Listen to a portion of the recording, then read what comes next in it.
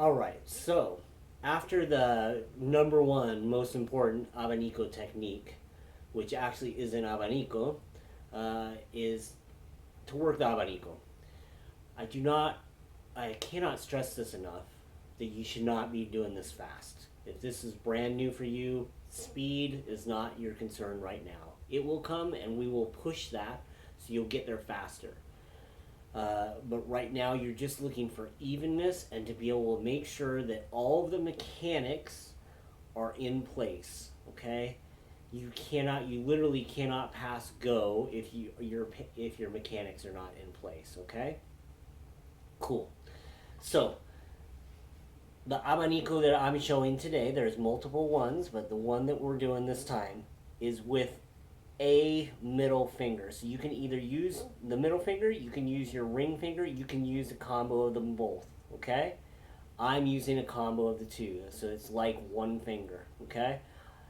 I go up with my thumb, down with those two fingers, down with that thumb, okay?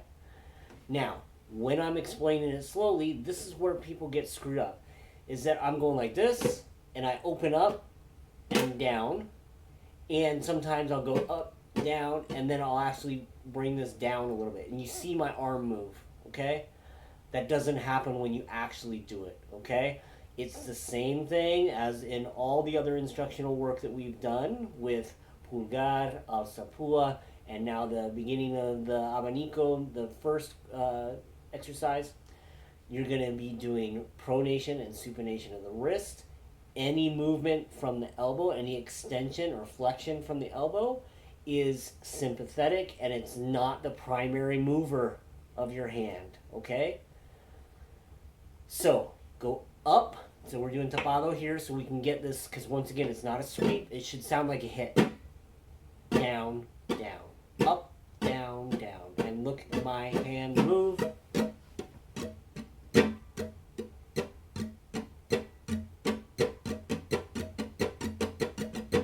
Okay, so I have it at 80, just doing triplets.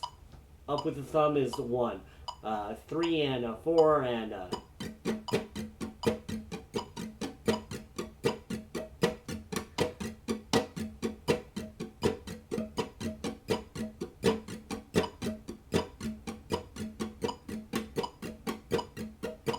That's it.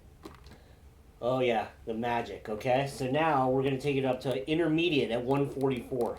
You see a huge jump, okay? Intermediate 144. So that's the other thing. When I'm going slow, I move my fingers a lot more than I actually do. So at 144, 3 and a 4, 1 and a 2 and a 3 and a 4 and a...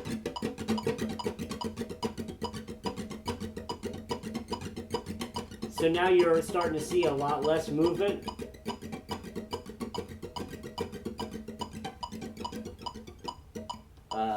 One and a 2 and a 3 and a 4 and.